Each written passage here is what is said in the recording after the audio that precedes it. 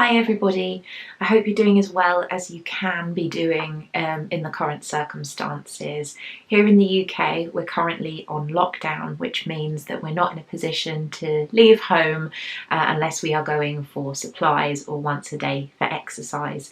It's something that I 100% agree with, and although it is a difficult circumstance to be in, it is obviously important to be staying home, to be protecting our health services and to be flattening the curve for COVID-19 as much as we can possibly do. That being said, there is some footage in this video of me being out and about with friends.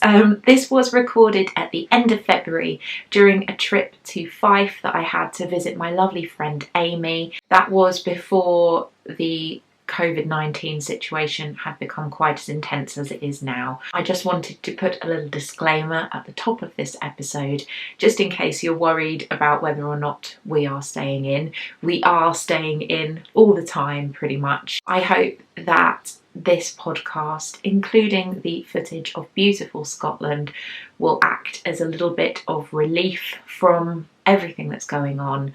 I hope you are staying home, I hope you are staying safe, and yeah, enjoy.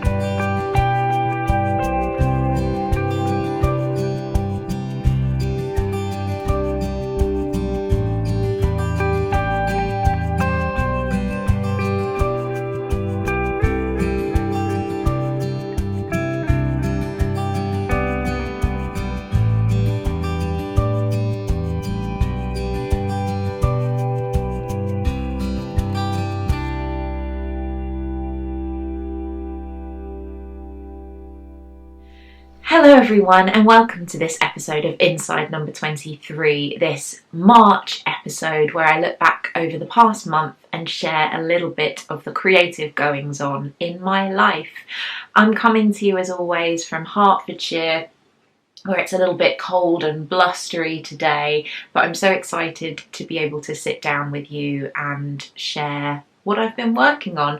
As I think is being felt worldwide at the moment, I know is being felt worldwide at the moment, everything is a little bit strange and scary and unprecedented, very much. I've never heard the word unprecedented used more than I have in the last several weeks, really. We are spending all of our time at home. When I say we, I mean my lovely husband Emrys, our daughter Posie, and our gorgeous pug puppy Rolly. I've been trying as much as I can to find a little bit of headspace to do some crafty bits and pieces here and there, and I hope that that is something that you are in a position to do as well. To put it mildly, March has been a bit of an interesting month, hasn't it, I think. the most interesting thing that I've gotten up to since I spoke to you last was my visit to Scotland. I shared a little bit of that in the opening video. I hope that you enjoyed it. It truly was beautiful. At the end of last month, I actually went to visit one of my best friends, Amy, of the Stranded podcast and Stranded Dye Works, with my lovely friend Nikki of Tea and Possibilities. And we had a little bit of a long weekend of just walking and eating and talking and knitting and watching Escape to the Chateau, and it was truly wonderful. It was an absolutely gorgeous way to spend time, and I am so appreciative that I was able to spend that time with them and see Amy's lovely new house.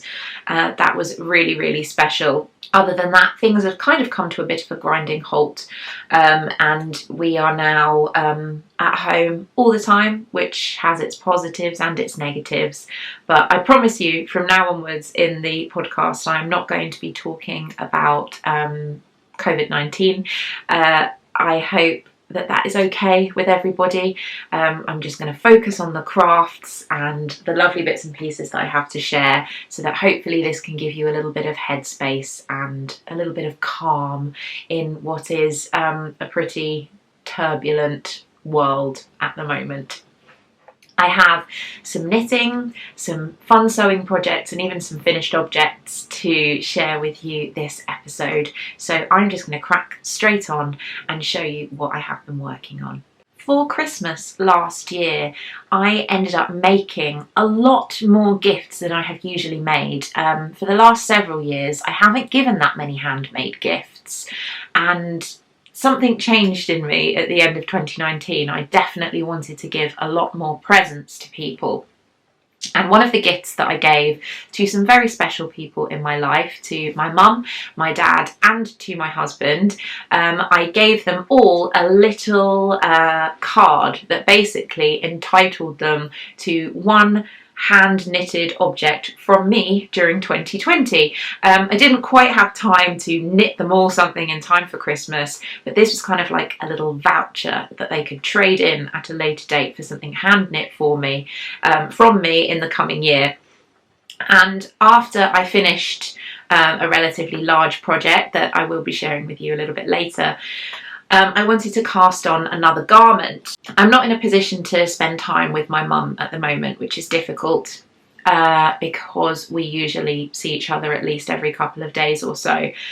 So I decided to put all of the energy that I was using to stress over the situation and put it into something tangible and physical, and cast on a project for my lovely mum. This is a project that I've actually had in my mind for quite some time. I'm going to share the yarn with you first. This yarn I picked up, at Vogue Knitting Live a good few years ago when I visited New York and had the pleasure of going to Vogue Knitting Live. It was an absolutely just wonderful experience, and I believe that I have now knit up everything in the stash that I purchased at Vogue Knitting Live. I'm pretty sure that's the case, but this is a sweater quantity of yarn that I picked up and I still haven't cast on. I love this colour.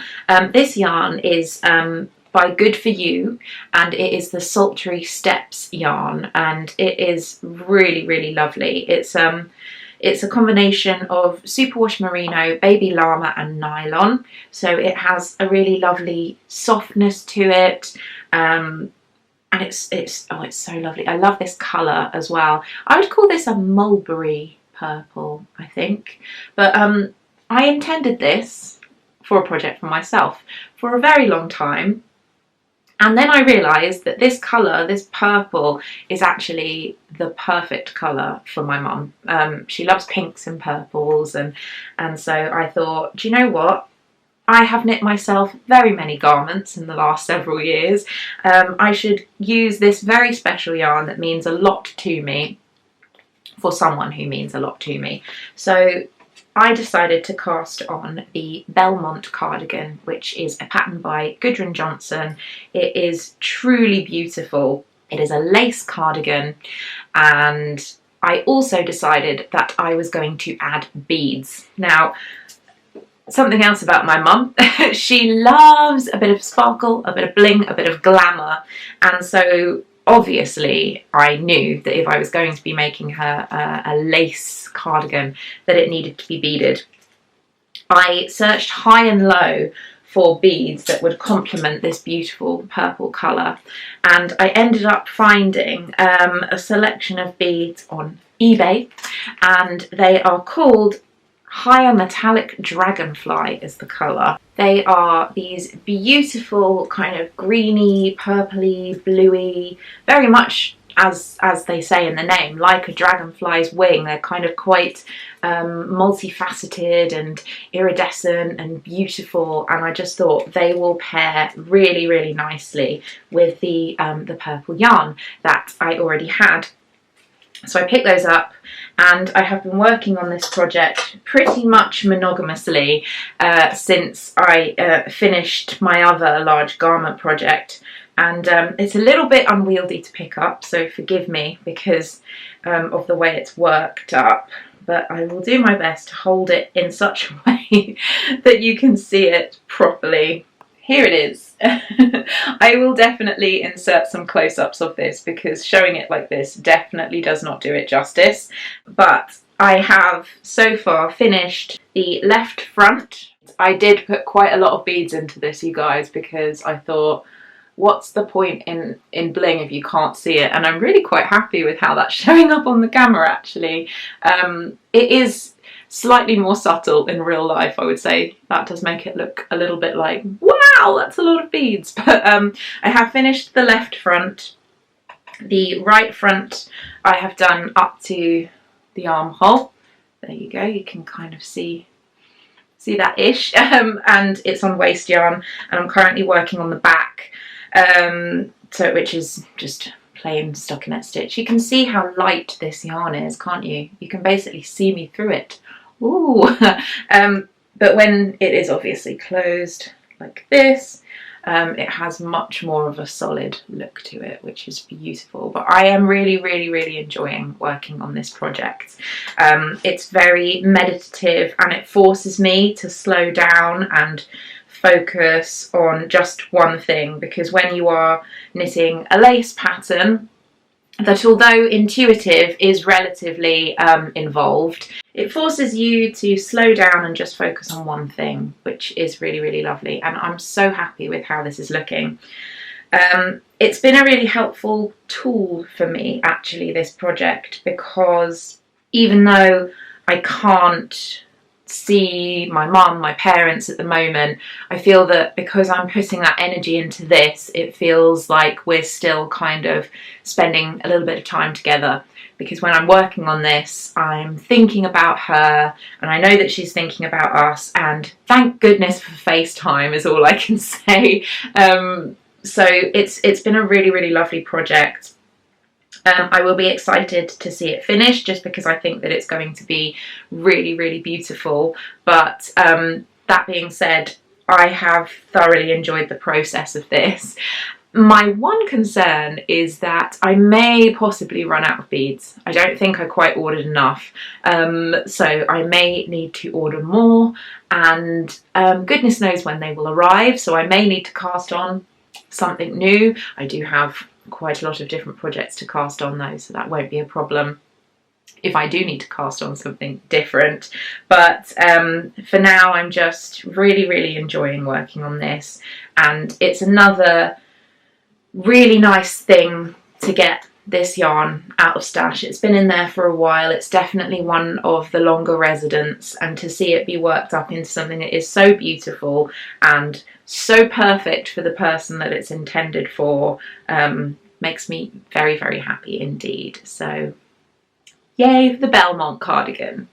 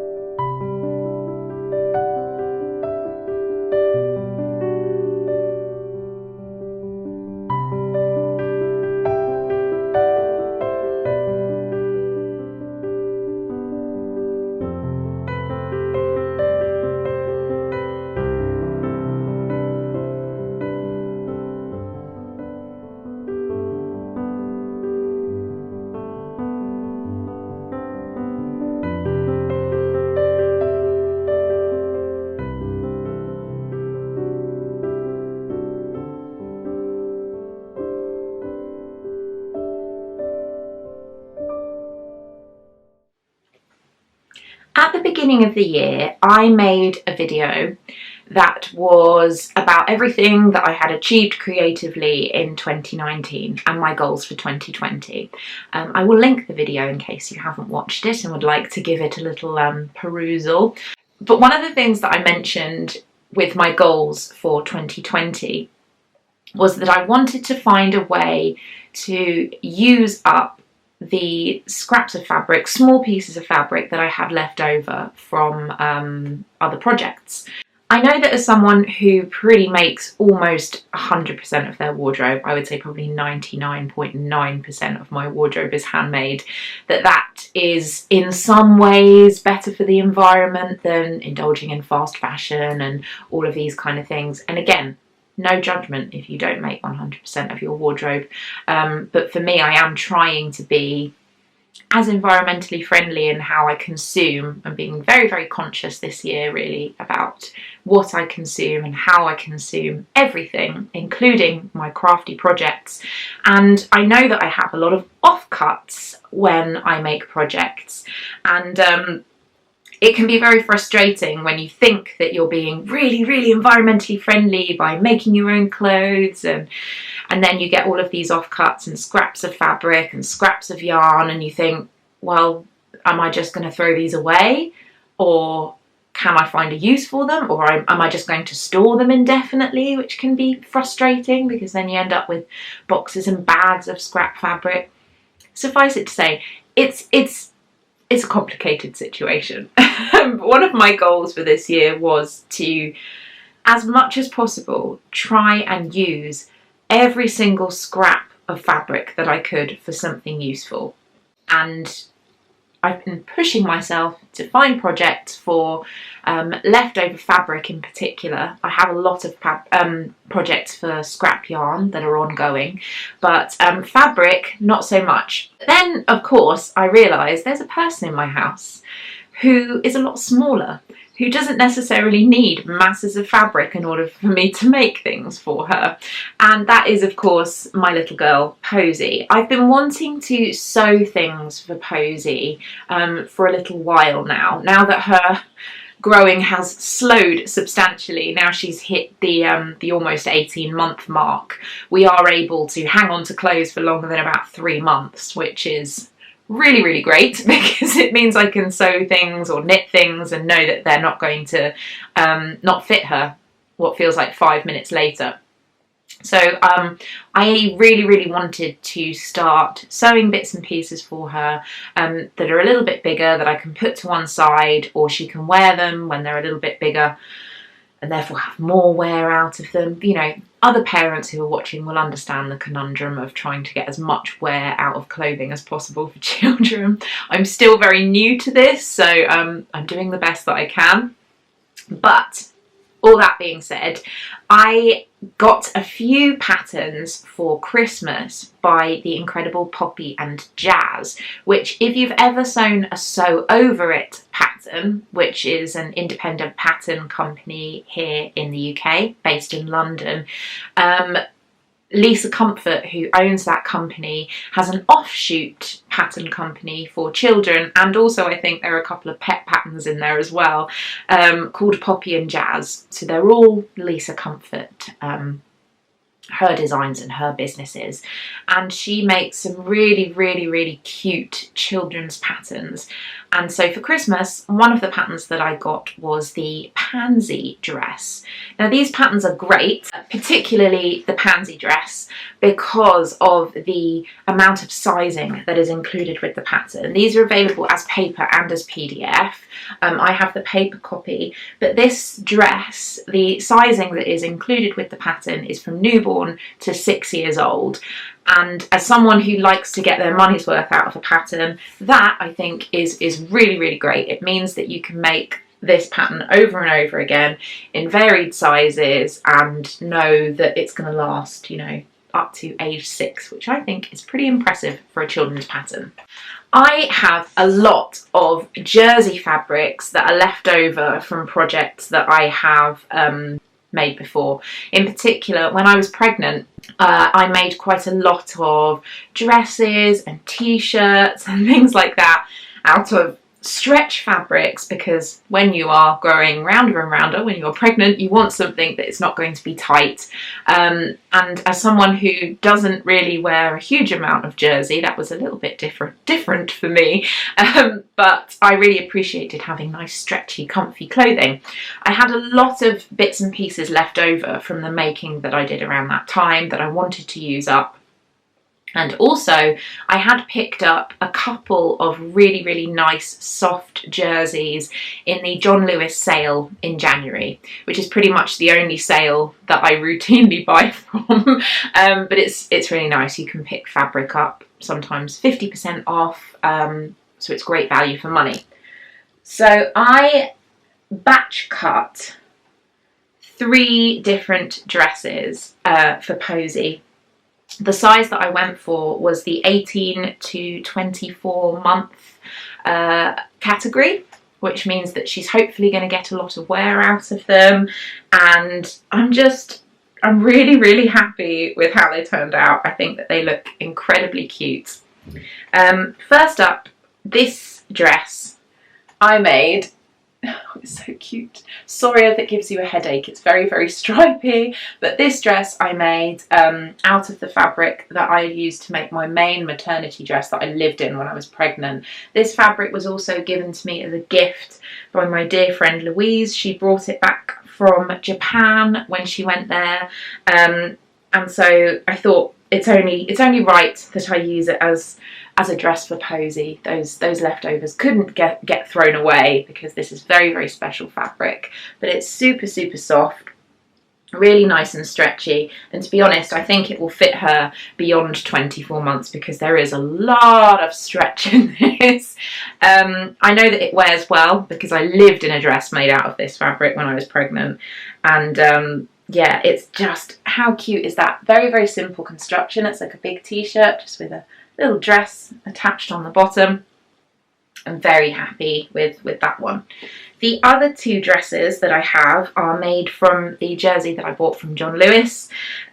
First up, this is so cute. It's bunny fabric. Little bunnies. All of them as well have these little labels which I sewed into them. These were also another Christmas present. They say, "Your mama made it," which I think is adorable. And this jersey, oh my goodness, it's so soft. Such good value for money. The fact that I got this, you know, at a really, really reasonable price. And it's just made something very unique and very cute. And Posie loves little rabbits and animals in general. She's very into at the moment, so it's just a really nice thing for her to have. So that's dress number 2. The other benefit of batch cutting things and kind of sewing them all at the same time is that you get so much more done.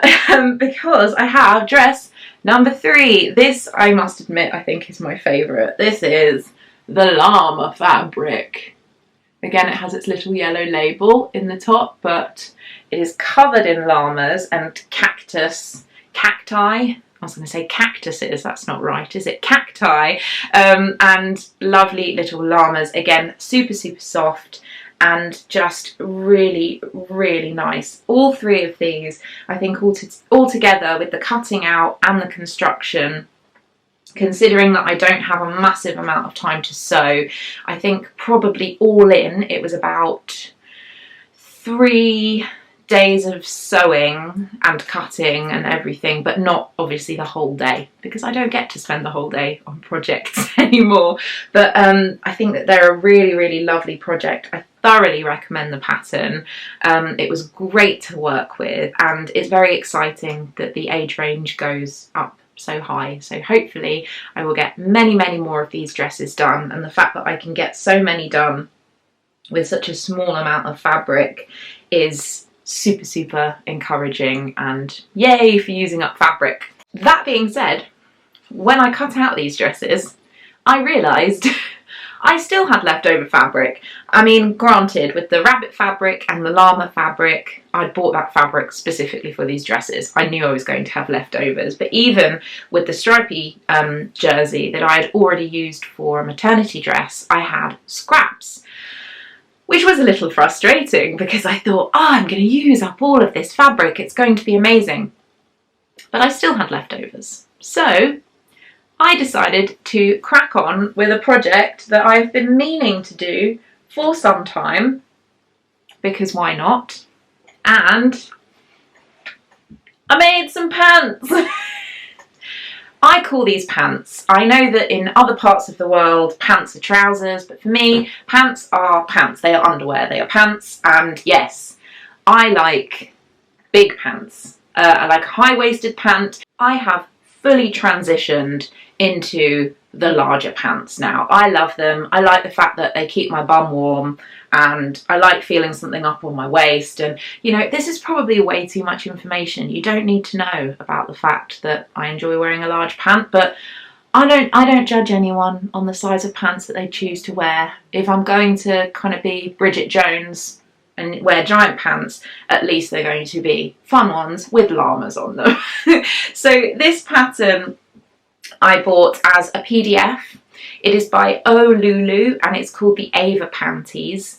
And I was a little bit nervous. I've never sewn underwear before. This is about as simple a pattern as you can get if you want to kind of take the plunge and make some pants of your own. It's literally 2 pieces of jersey fabric for the body of the underwear. You need a small piece for the kind of gusset lining, and then it's finished with fold over elastic, which you can see here.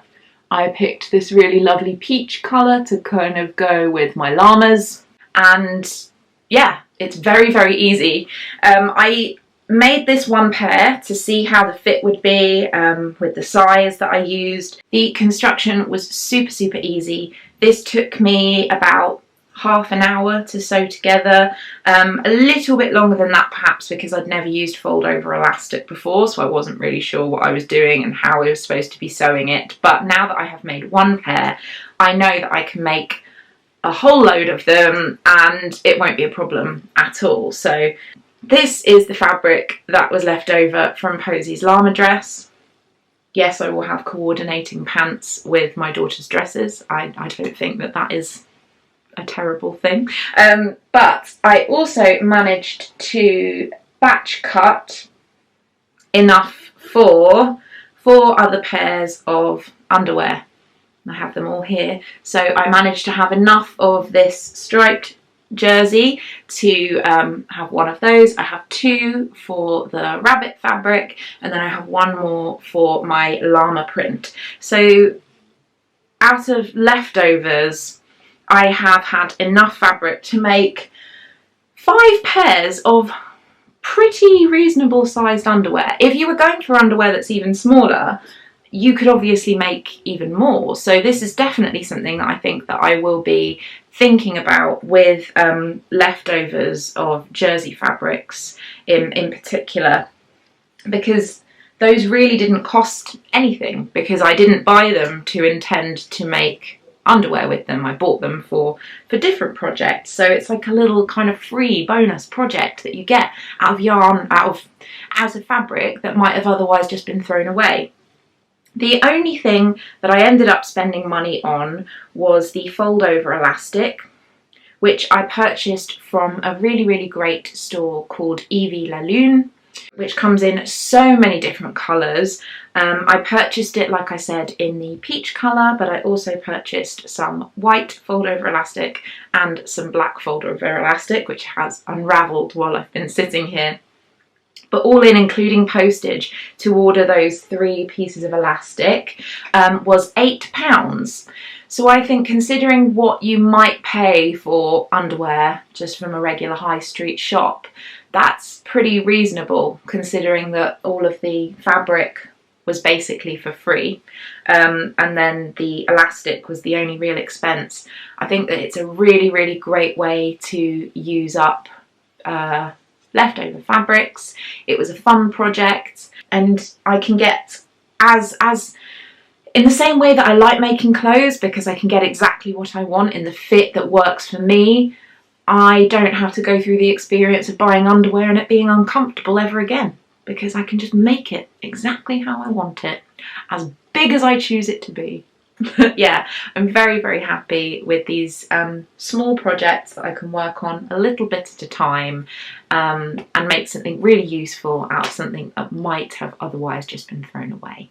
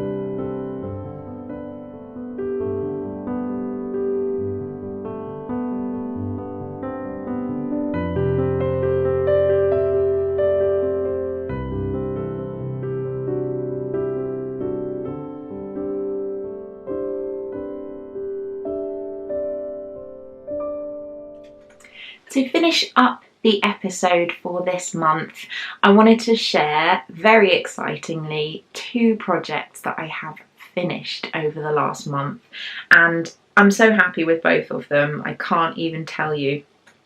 I'm going to start off with one project that has been ongoing for a very long time.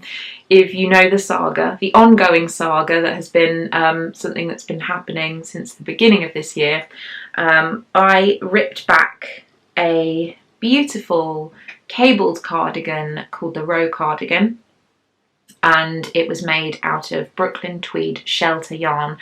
I ripped it back to fill anyone in who doesn't know, because the fit was just not working, and it ended up being a garment that just sat in my wardrobe and was never used, and it was very, very sad. A lot of time, a lot of effort, and a lot of money had gone into that project, so I decided to completely rip it out and knit something new. And very, very happily, I have finished that project now. This is the Weekender sweater by Andrea Mowry, and I'm scooching right back so I can show you the whole thing. Here it is in all its glory, from sleeve to sleeve. It is really, really wonderful. Oversized, soft. Oh, look at it in the sunlight. Got a little bit of sun coming into the room now, which is really, really lovely, but I will just show you the detail. It has this really, really lovely detail of the knit slip stitch, which runs down the entire of the front. It also has a split hem detail, which I think is lovely. And I couldn't be happier with how this project has turned out. I've already worn this more than I ever wore the Row Cardigan when it was finished. And it was such a pleasure to work on. The exciting thing that I have found with this project is that I can actually pair it with shirts. It looks very cute with a collar poking out over it, which is obviously a style that I enjoy, and it's something that I have paired with quite a few different things, and I have had unexpected joy in making outfits with it. Something that it was very in stark comparison with the Row Cardigan, which no matter what I tried it on with, it just didn't feel right. This is sparking huge amounts of joy with me when I'm putting together outfits in the morning, but also it can be dressed up. I've worn it to work, but it can feel really warm and snuggly and perfect just to throw on to take Rolly out for a walk or something like that. It is a real, real joy, and I'm so happy with how it's turned out. It was something that I was initially quite nervous about doing because it was a massive project to rip out, and I was very, very scared that the yarn would then just sit and not be made into something new, and it would have been a bit of a mess. But it's ended up being as positive an experience as it could possibly be. And the thing that I always feel when I rip something back, when I undo work that I've done to make something better or something that works better for me, is that I have never ever regretted that experience, because I don't regret working on something that wasn't right, because it was a learning experience. It taught me more about my craft or more about myself, and I've always felt a massive sense of relief and satisfaction when something is finished in the way that I want it to be, that it's more of a practical item in my wardrobe, and it's just lovely and soft and cuddly, and I love it. I do have a little bit of this yarn left over, so I might be knitting that into something for Posie, or it might end up being a hat or something, or a cowl possibly, make a little cowl. I'm not entirely sure, but I am just so happy to have a garment that I really, really love. If you haven't knit the Weekender, I would very much recommend it, but something that just works so well with so many things in my wardrobe. Very, very happy to have it. Plus, look, it folds up so nicely. Small things, eh? I thought I would finish up with sharing something that just makes me smile. I think at this time we need to take our joy where we can get it as much as possible, and this project just genuinely, I mean, you can see it just makes me beam. It is my little tiny baby faded flax sweater. This is what I made for Posie. In case you haven't noticed, what I am wearing today is my So Faded sweater. This sweater is, again, a pattern by Andrea Mowry, the Queen of the Fade. It is knit out of junk yarns in a selection of different colours. And I really, really love this sweater. I actually finished this in 2019, and it gets a lot of regular wear. I very much enjoy it. It makes me smile. But I did have quite a few balls of leftover yarn after finishing this. It's 4 different colours faded. So obviously 400 grams of yarn was going to have leftovers. So as I've been saying, I've been trying to be conscious and using up the yarn that I have. And having a little mini person who I like to be matchy-matchy with means that she gets the benefits of my leftovers. So as you can see, it is also faded. I did use more of the pink for Posie's sweater than I did for mine, which I think works really, really nicely, because it means that she has less of the white at the end, the speckled white. Because when you have a small person, it's not advisable really for them to have masses of white that they can get food and all the lovely sticky things that they get all over clothing. But I just love this. I did not use the smaller version of the So Faded pattern by Andrea Mowry for this sweater. I used the Flax Light pattern by Tin Can Knits, and that's just because I am absolutely in love with that pattern. I have previously knit Posie a flax sweater. I've now knit her a Flax Light. She actually had a Flax Light as well for when she was a teeny tiny baby, like a little newborn version that I knit for her. And I know that a couple of my dear friends also knit her some Flax Light sweaters for when she was small. But this is the only one now that fits her, because she's just growing. She's growing every day.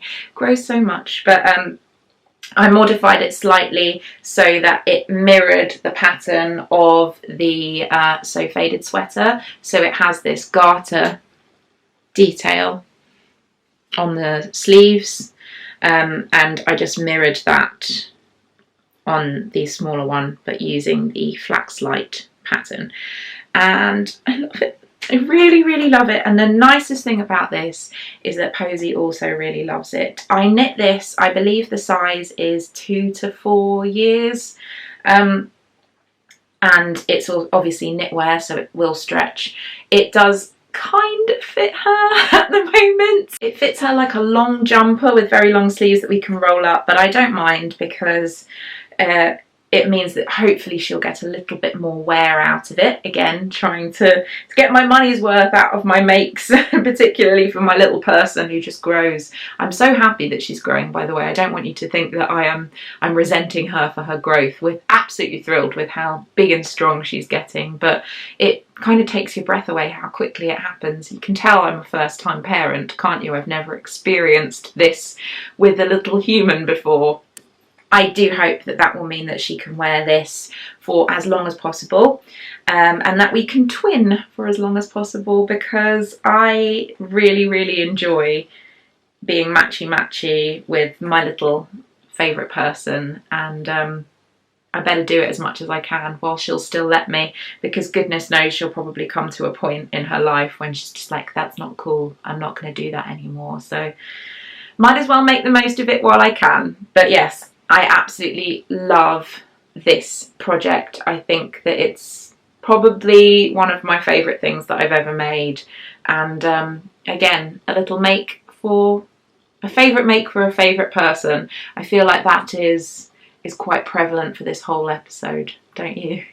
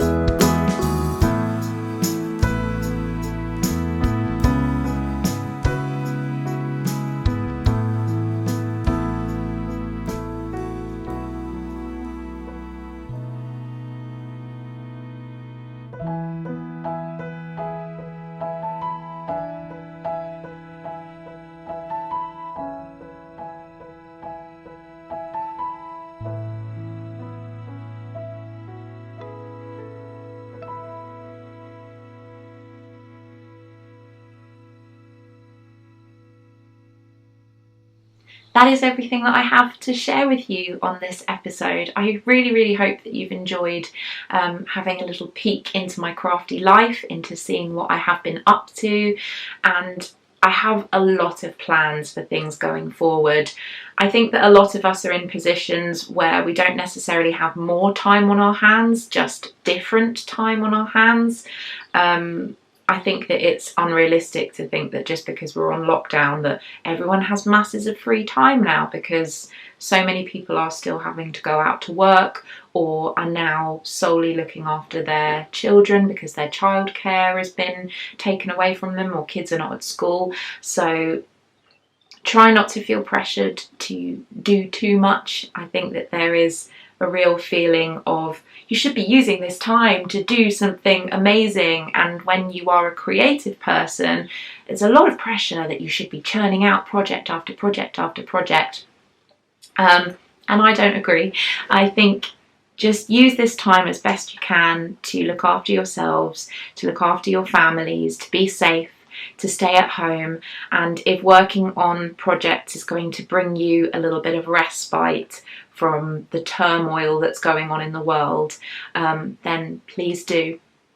But whatever happens, I will be with you again next month for another chat, to share my projects and to just spend a little bit of happy, peaceful time with you.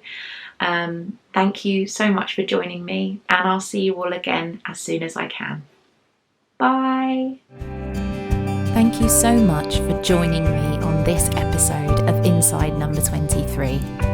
If you'd like to follow me on Instagram, you can find my personal account as Miss Lavelli, and the specific podcast Instagram is inside.number.23. If you want more details of all my knitted items, you can find me as Miss Lavelli on Ravelry. See you soon!